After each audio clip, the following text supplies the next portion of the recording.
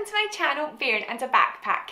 I'm mum to 21-month-old Ben and I make 2 videos a week and upload every Tuesday and Friday all about being a toddler parent. So if that's something that you're interested in, please make sure you've hit the subscribe button.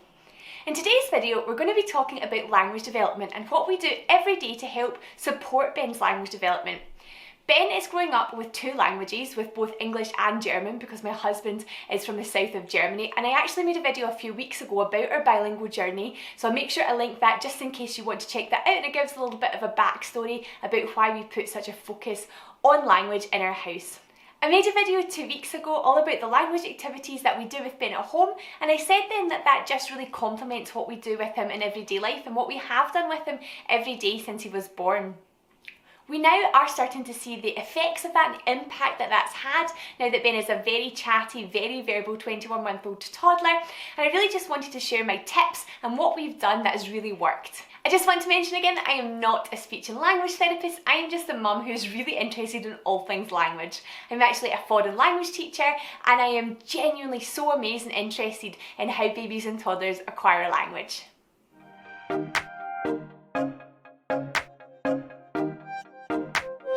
My first tip sounds like such an obvious one, but it's also probably the most important, and that's just to talk about everything that you're doing and everything that you're seeing as you go about your day. So whether that's during a nappy change and talking about what you're using and what you're doing, that will ultimately then give them the words that they need when it comes to potty training, or at least that was the case for us. Similarly, meal times are a great time to talk about what you're doing, what you're preparing, the foods, and ultimately when they start to ask for foods and know what they like, then that'll be great vocabulary for them as well. Obviously at the start this is very simple language, so if you're out for a walk and you see a dog, you'll say, oh, a dog, or oh, a flower. But as they get a little bit older, you can start to introduce more advanced vocabulary. So, oh, a big dog is barking, it's very loud. And then they'll start to pick up those words as well.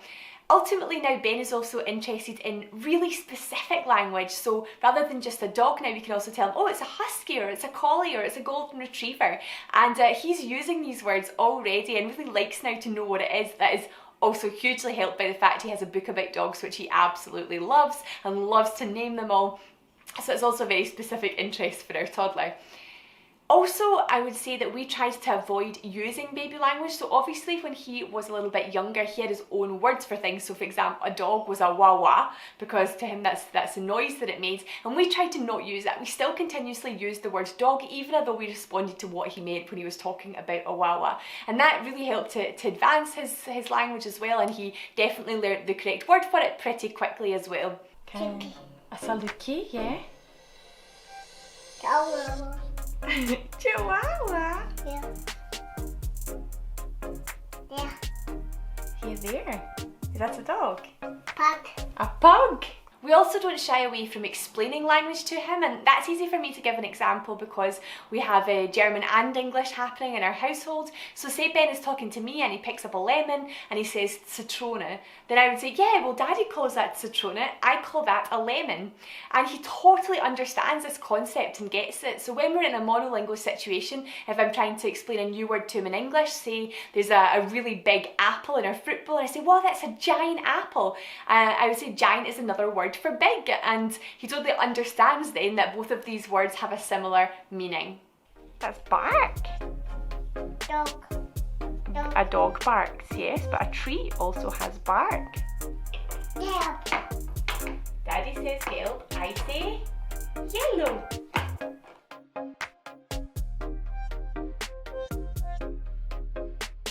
My second tip is to model words correctly back to your toddler. Of course, toddlers are going to make mistakes and they're not going to pronounce words correctly. They are learning. So it's important not to shoot them down and tell them that they're wrong, but to actually just model the word correctly back to them.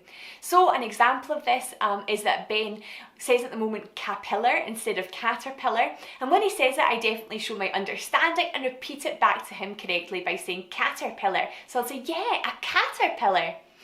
This has worked really well for us, particularly Ben has struggled with the endings of words, the ending sounds. So for example, cat was ka, and just gradually from repeating how it should sound, Ben has started to add those final letters onto the words. Fruit tea or peppermint tea? Fruit. Peppermint? Yeah. Peppermint? Yeah. Okay. My next one is such an important one, not just for language development, but also for learning how to communicate, learning how to interact with another person and have a meaningful conversation. And that is to give your toddlers options to make decisions. So on a daily basis, we'll ask them things like, okay, do you want to have an apple or a banana for your snack? Do you want to wear the blue t-shirt or the red t-shirt? And obviously I have to give him some time to make the decision, and he'll tell me what he wants. Then there's obviously a real back and forth there where I'm asking a question and he's giving me an answer.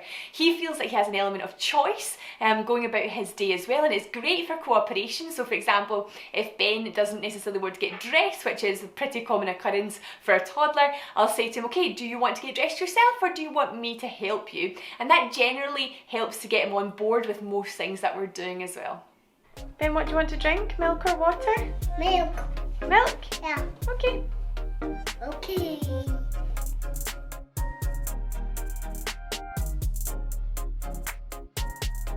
And tip number 4 is to give toddlers thinking time. So I just mentioned this briefly when I was talking about giving toddlers a chance to answer your question and give them thinking time to work out what they want. But not only do they have to do that, they also have to listen to your question, process it, work out the meanings, and then think about what words they need to use to give you the answer as well. I am the world's worst for this. I automatically want to jump in and ask the question again or finish Ben's sentences for him instead of doing that, because I'm just not the most patient person. But I need to check myself all the time and just remember that he needs a little bit of time here. Another way that we incorporate this into our day is also to do this as a bit of an activity. So quite often if we're singing a song, I will stop, pause and let Ben finish it. Now I actually didn't realise that this was a method. It's called the close method and it is used by speech and language therapists. I was doing this pretty naturally with them before I started to do some research and realised that it does actually work and is really effective. So for example, if I'm singing row, row, row your boat with Ben, I would sing row, row, row your, and pause and let him fill in the word boat. If however he doesn't, I would just continue to sing and maybe add a pause a little bit later in the song, and he's gotten really good at this and really enjoys doing it. Similarly, this could be incorporated into your day. So for example, nearly every morning Ben asks for porridge with apple, honey and cinnamon for his breakfast. And I would before always list them off to him at breakfast time. So I would say, okay Ben, here's your porridge with your apple, your honey and your cinnamon. And then he would start to say, okay Ben, here's your porridge, it's apple, honey and he would add on cinnamon. And now he knows all these words, he uses them all by himself, but that's slowly been building up through using this close strategy as well. Old MacDonald had a Farm. E-I-E, Ayo. and on that farm he had a Cow. E-I-E-I, Ayo. with a Mama. here and a Mama. there.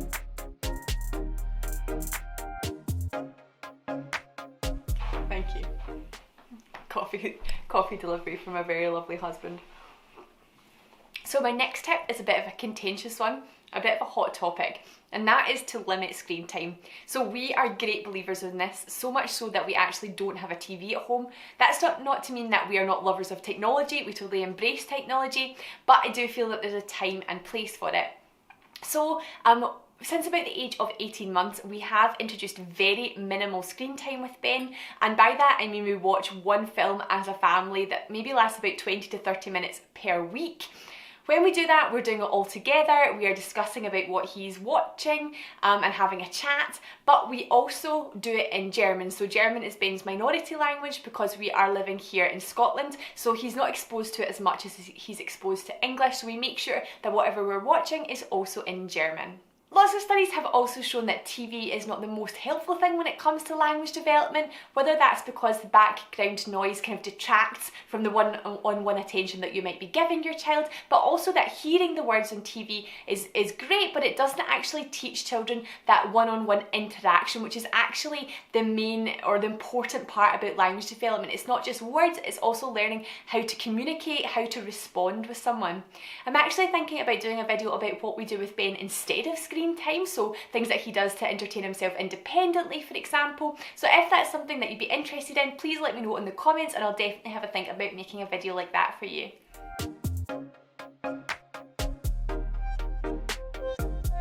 Tip number 6 is read, read, read and sing. So I'm not exaggerating when I say that at the moment in lockdown we are reading 15 to 20 books a day minimum. And that's because we just have so much time at home. But in general, in day-to-day life, we do read a lot, and that's because Ben really loves it. He's always coming up to us with a book, asking us to read it to him. We've read to Ben pretty much since birth, actually. While he was a newborn baby, I found it a really nice thing to do. I was really not used to having this very small human being who I couldn't really interact with yet, so I loved to just lie with him and read him stories, and he's fostered a real love for this. He also has great concentration, so he will sit with us and read for a really long time. Now, it's not only great for him to hear the words and just listen to the stories, we also have great conversations about what we're seeing in pictures and asking him questions about what he thinks might be happening. And that's really great for the back and forth communication and conversation element as well. It's also really drawn his attention to language patterns, so we have lots of really great books which rhyme, and it means that if we make a pause using that close strategy which I talked about earlier, he knows what word's coming next, and it's not because he knows the book off by heart, it's just because he's listening to the language patterns and knows what word could come next based on how they sound.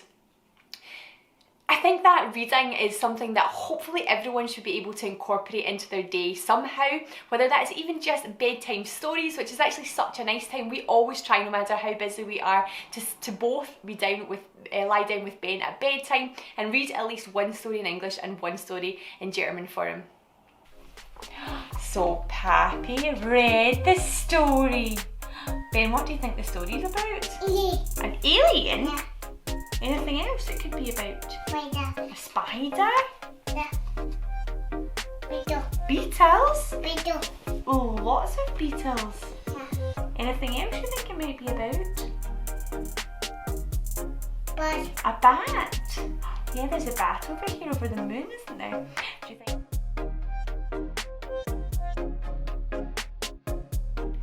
My next tip is another really obvious one, and that's to play with your child, to engage with them in child-led play. So we actually get down to Ben's level, we play with him, giving him the words for the things that he's doing, for what he's playing with, and helping him to expand his vocabulary. It's so simple and so effective. Yeah, and look, the ambulance has got a siren as well. It goes, Nina, Nina, Nina, and she's got her first aid kit.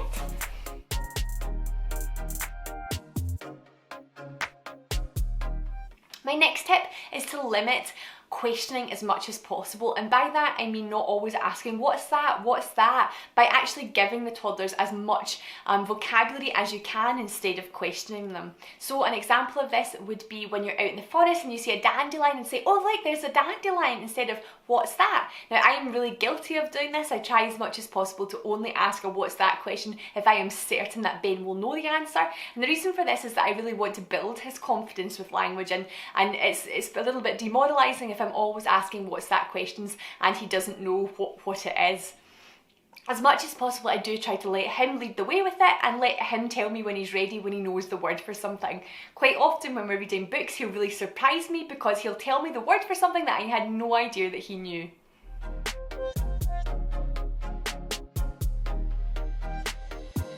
Now that Ben is a little bit older, we're also able to incorporate some language activities into our daily routine with him. He absolutely loves doing these activities, and I actually made a video a few weeks ago all about what sorts of activities we do, so I'll link that below and up above in case you want to check that out to get some inspiration for things to do with your toddler as well. I'm just going to mention one of my favourites just now, and that is a talking basket. So it's so easy to set up. We just fill a basket with real items from around the house or from nature, and we have a chat about them. So that's talking about what they are, what they look like, and Ben has picked up so much vocabulary just from doing this, and he loves to touch and feel everything, and it really stimulates lots of his senses as well.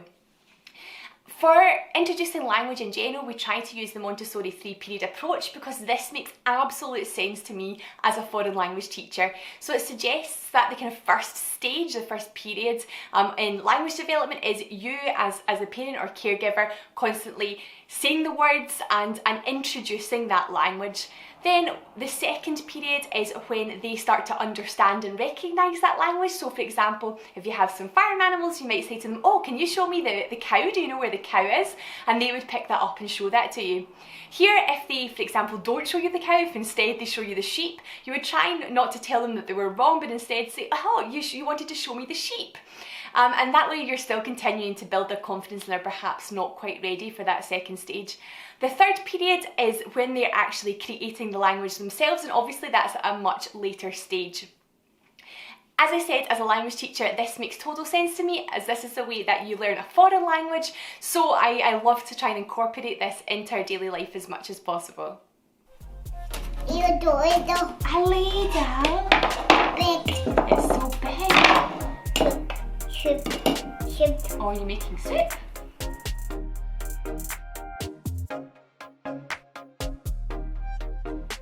And my final tip number 10, is to look into baby sign language. So I did actually take a course and take Ben to some classes in baby sign when he was really young, and I really enjoyed it, found it really fascinating. However, we found it a little bit difficult to implement at home because Thomas and I didn't both do the course, and obviously we were introducing two different languages. I thought that sign language would be a good way to tie that together, but what we did in fact was end up creating our own kind of signs and forms of sign language that Ben used before he started to use words. So whether that's just animal noises or actions that he thought that the animals did, they were kind of an early form of communication for him that we totally embraced, because obviously sounds and words come much later than gestures.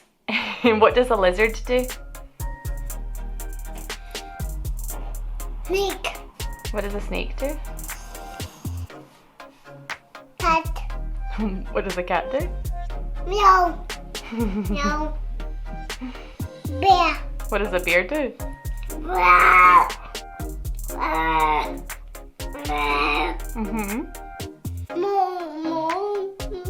Oh, the small bear. Mummy. Now, as I mentioned earlier, language development is something which I am so interested in, and it's become a little bit of a passion or hobby of mine since having Ben. So I'm going to link down below some other YouTube channels and resources that I found really useful when looking into language development and how we can support that for Ben. If you're not already subscribed, please make sure that you do that, because I am going to be uploading other videos about language development in coming weeks and months. So make sure you've hit the notification bell as well so that you don't miss a video. Thank you so much for watching. I hope that you found it useful and things that maybe you can implement at home as well. And I hope to see you again in another video. Thank you so much. Bye bye.